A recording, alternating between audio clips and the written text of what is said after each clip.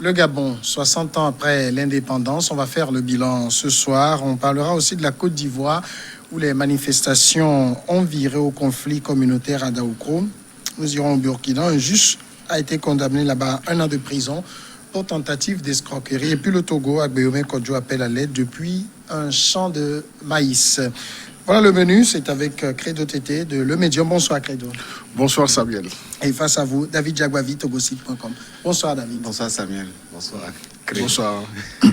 Le Gabon, soit 100 ans d'indépendance, 17 août, donc marque le 60e anniversaire de l'accession de ce petit État d'Afrique centrale à l'indépendance. À cette occasion, le président de la République gabonaise a prononcé un discours se félicitant de l'héritage laissé par ses prédécesseurs. Mais aujourd'hui, il faut le dire, au niveau du Gabon, quand on dresse le bilan des 60 ans d'indépendance, Credo Tété, c'est un bilan plutôt, on ne peut même pas dire à demi-teinte, il y a beaucoup d'insatisfaits aujourd'hui. Oui, il y a beaucoup d'insatisfaits, mais il faut le dire, ce sont les régimes politiques qui ont succédé en 60 ans, qui n'ont pas su combler toutes les attentes des populations. Maintenant, en voulant faire le bilan des 60 ans d'indépendance du Gabon, donc il faut faire le bilan de l'actuel président aussi. Donc cela induit ce bilan qu'on doit faire pour le président Ali Bongo, qui a succédé à son père El Hadj Omar Bongo. Et en termes de bilan pour Ali Bongo, donc on dira qu'il a essayé les premiers jours de son mandat, lorsqu'il avait accédé au pouvoir, il avait montré cette volonté de rompre avec l'ère de son père, tout en imprimant une certaine marque de dynamisme à son mandat. N'eût été, sa maladie, son AVC, peut-être que nous trouverons un Ali Bongo toujours dans une stratégie de communication politique. Et cette stratégie, c'est que M. Ali Bongo montrait, sa proximité avec le peuple, gabonais, et on le voyait même dans les actions, dans les activités au niveau de la jeunesse gabonaise. Parce que c'est quelqu'un qui se définit comme un jeune, et il affectionnait toutes les actions de cette jeunesse. Maintenant, sur le plan politique, est-ce que Ali Bongo a su combler toutes les attentes? Donc ça, c'est la grande interrogation, et je crois que nous aurons le temps de prendre sa vie politique aussi, en compte, pas totalement. Nous n'allons pas faire un procès, mais nous allons dire ce qui est avec l'aide de mon cher ami David. Le Gabon, à 60 ans aujourd'hui, c'est un pays qui est quand même l'un des plus riches du continent quand on prend son sous-sol, le bois, le pétrole. Mais quand on regarde l'image de ce pays 60 ans après, est-ce qu'on peut dire que c'est du gâchis finalement? C'est le contraste. C'est ce que beaucoup de personnes n'arrivent pas à comprendre, que 60 ans après les indépendances, que le Gabon, très riche pays, se retrouve encore dans cette situation. Vous savez, le bilan des 60 ans du Gabon, c'est un peu le même bilan que présentent les autres pays de l'Afrique francophone à la suite de leur avènement à l'indépendance. Le bilan, il faut avoir le courage de le dire, il est négatif. Il est négatif dans tous les domaines. Politique, socio-économique, culturel, sanitaire, etc. C'est un bilan catastrophique. Et cela n'est pas particulier au Gabon. C'est la volonté de la France de maintenir ses anciennes colonies dans la dépendance et dans le refus de s'ouvrir au développement. Et donc aujourd'hui, ce bilan, il n'est pas seulement celui du Gabon, mais beaucoup plus celui qui est élargi sur les autres pays de l'Afrique francophone. Si vous comparez le Gabon aujourd'hui à la France, il y a 60 ans, vous avez le jour et la nuit. La France, aujourd'hui, il y a cela 60 ans, n'était pas ce grand pays qu'il était. La France a compris la nécessité de changer les mentalités, de s'adapter aux réalités actuelles et de faire développer son pays. Et donc aujourd'hui, cette volonté avait manqué aux dirigeants africains et particulièrement aux présidents qui se sont succédés à la tête, à la tête du Gabon aujourd'hui. Et cela cela est consécutif à ce refus de ces anciens présidents de s'ouvrir au développement, de s'ouvrir à proposer de meilleures conditions de vie aux concitoyens. Et donc, ce n'est pas beau quand ce sont en prêt. On vous dit que le Gabon peine à décoller. Vous l'avez dit tout à l'heure, c'est un pays qui regorge d'assez de richesses dans son sous-sol. Le Gabon, ça fait un peu moins d'1,5 million d'habitants, je crois. Ouais. Et techniquement, le Gabon aurait pu être ce pays qui pourrait être comparé aujourd'hui au Luxembourg ou à la principauté de Monaco ou alors à la Belgique, s'il faut le dire ainsi, à tout point de vue. Mais malheureusement, ce constat présente en tout cas la stagnation dans laquelle se retrouve ce pays.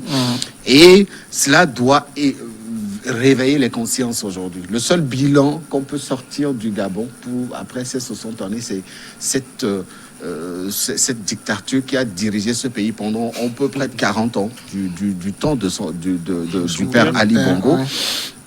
Le fils qui est arrivé, Credo disait tout à l'heure qu'il avait eu envie de s'ouvrir, d'aller vers sa population, mais très vite, il est retourné dans ses anciennes habitudes. Vous avez vu la force avec laquelle il est arrivé à remporter son deuxième mandat. Vous avez vu un peu les problèmes qui sont ceux relatifs à la situation au Gabon aujourd'hui.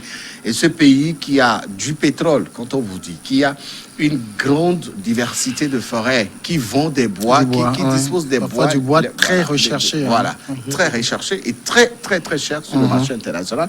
Mais malheureusement, c'est un groupuscule qui a accepté de s'accaparer des richesses et d'abandonner les populations dans leur situation. Donc aujourd'hui, ce pays ou les dirigeants de ce pays doivent véritablement comprendre la nécessité d'accepter de s'ouvrir. Et s'il faut s'ouvrir au monde, il faut faire des sacrifices. Il faut comprendre aujourd'hui qu'il est temps d'aller vers un redécollage dans tous les domaines de ce pays. Alors, 60 ans du Gabon, est-ce qu'on peut faire ce bilan sans faire le bilan des Bongos qui font plus de 50 ans avec un Gabon qui a 60 ans? Oui, non, je crois que c'est entremêlé. Donc, si on doit parler du bilan, les 60 ans du Gabon, donc il faut y soustraire les 40 ou bien les 50 ans de la famille Bongo. Donc, on doit dans un premier temps faire le bilan de la famille Bongo, le père et le fils. Et nous parlerons également des 10 ans d'imprégnation après l'ère coloniale. Donc, il faudrait interroger ces différents paramètres. Mais beaucoup plus, le commun des mortels fera ce bilan du père associé au bilan du fils pour essayer de parler du bilan du Gabon en général. Ça veut dire que si le Gabon se retrouve dans la situation où elle est aujourd'hui, c'est les Bongos qui en sont en grande partie responsables? Non, les Bongos sont les premiers responsables parce qu'ils ont eu à gérer ce pays, à diriger, ce pays. Et ils ont, avec la puissance internationale, la France, posé quelques jalons, quelques actes. Et ces actes n'ont pas été tous, positifs dans l'intérêt des populations gabonaises. Donc on a vu que la coopération avec la France avait plutôt prêté le flanc à une certaine pérennisation du pouvoir du fils qui a eu des teintes sur l'avènement du fils au pouvoir et sa gouvernance que nous voyons aussi aujourd'hui. Cette gouvernance qui n'est pas luisante, David le disait. Donc on ne peut pas parler de la gouvernance d'Ali Bongo comme une gouvernance qui a été vraiment reluisante. Donc là, le bilan aujourd'hui, c'est vrai, nous ne faisons que des analyses sur ce plateau, mais le peuple gabonais saura qu'il va falloir penser à autre chose.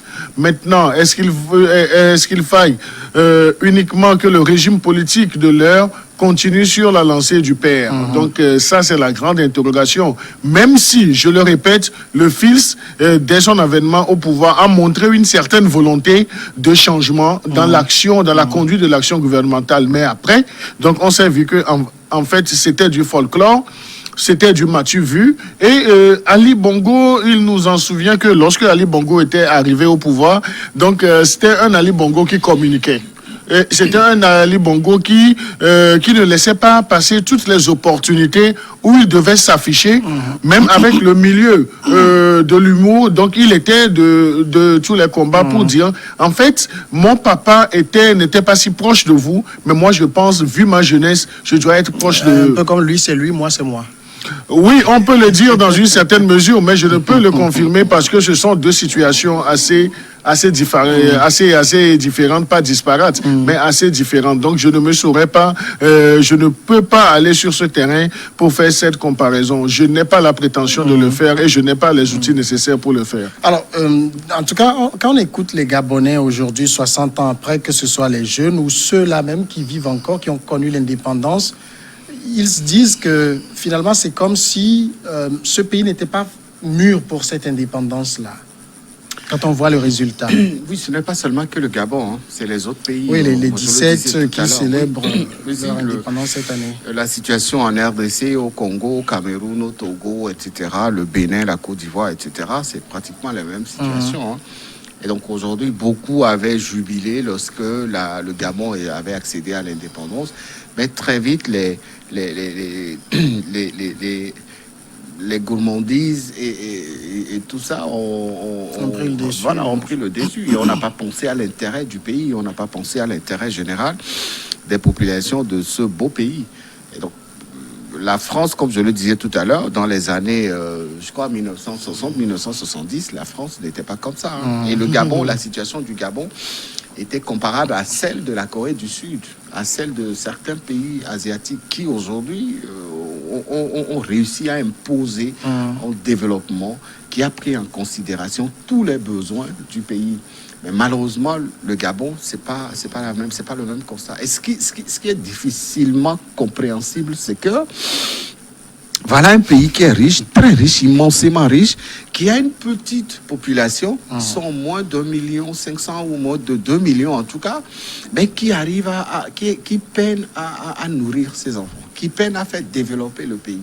Et cette situation est consécutive à la gestion que les Bongos ont fait du père au fils aujourd'hui.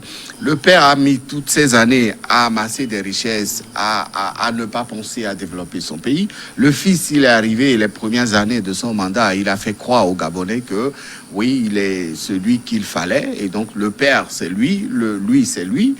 Pour répondre un peu à ta question tout à l'heure posée à Credo.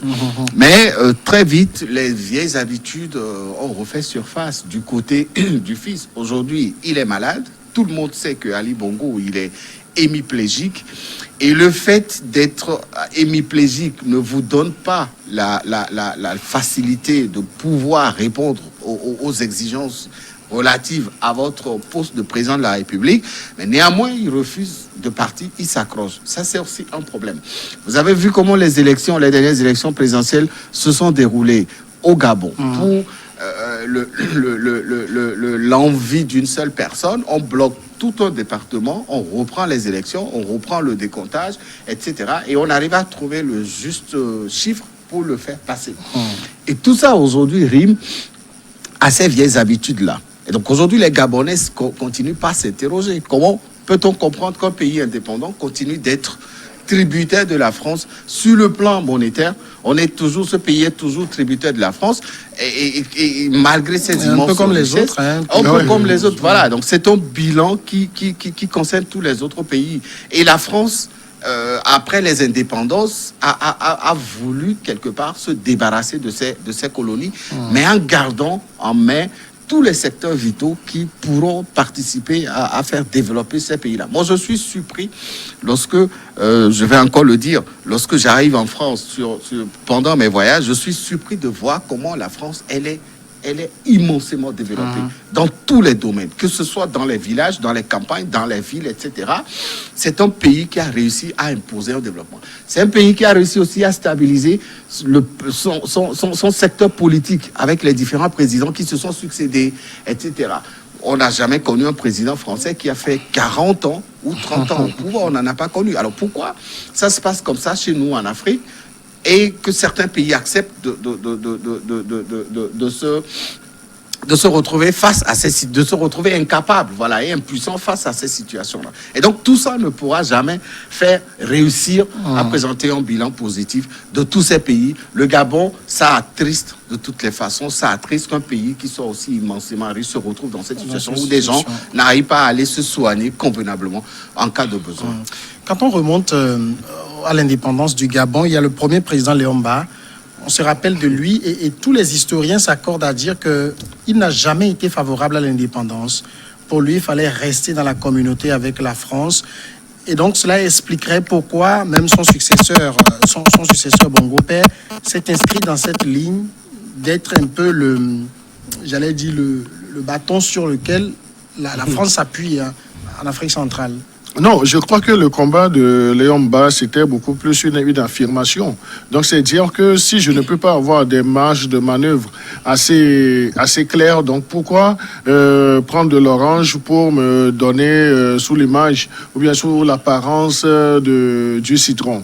Donc, c'est un peu la réticence qu'aurait affiché Léon Mba en étant un peu dans la réserve. Maintenant, on ne peut pas dire clairement que El Hadj Omar Bongo s'était également inscrit dans cette ligne. Parce que Bongo, lorsque Bongo Père est arrivé au pouvoir, il a voulu une certaine autonomie vis-à-vis du colonisateur. Donc, il a mis du temps avant d'avoir des marges de manœuvre. Et lorsque nous parlons de l'indépendance de nos États, il faudrait parler dans un premier temps de l'indépendance politique. Donc ça, c'est ce qu'on nous sert. Et donc c'est une forme d'indépendance politique. Mais est-ce que nos États sont vraiment indépendants? Parce que c'est un ensemble, c'est un tout. L'indépendance économique. Est-ce que l'indépendance même au niveau de la réflexion? Lorsque on voit que nous avons des têtes bien pensantes, mais qui n'arrivent pas à s'assumer, qui n'arrivent pas à dire les choses telles qu'elles les pensent, ou bien si ce n'est que de faire des pieds que de tendre la main, disons, à la France pour donner bonne impression vis-à-vis de la France. Donc, l'indépendance de nos États, c'est discutable. Est-ce que nos États sont réellement indépendants? Donc ça, c'est une autre interrogation. Parce que l'indépendance ne devrait pas être uniquement disons, cette facette qu'on nous montre sur le plan politique avec, disons, une certaine charte ou bien une certaine liberté d'esprit, mais l'indépendance doit être également économique et l'indépendance doit être également dans la tête. Et lorsque nous disons que nous sommes indépendants, donc cela voudrait dire que nous ne devrons plus attendre des puissances colonisatrices, que ces puissances-là puissent nous tendre continuellement la brèche. Disons-nous la vérité, nos dirigeants, à un certain moment, ont failli parce que, malgré le fait que nos États se soient proclamés ou bien déclarés indépendants, on n'avait pas assez de marge de manœuvre. Mais on ne continuait que faire le desiderata, surtout de la France, qui a, disons, une grande marge de pays colonisés. Première pause tout de suite et on revient pour le second sujet.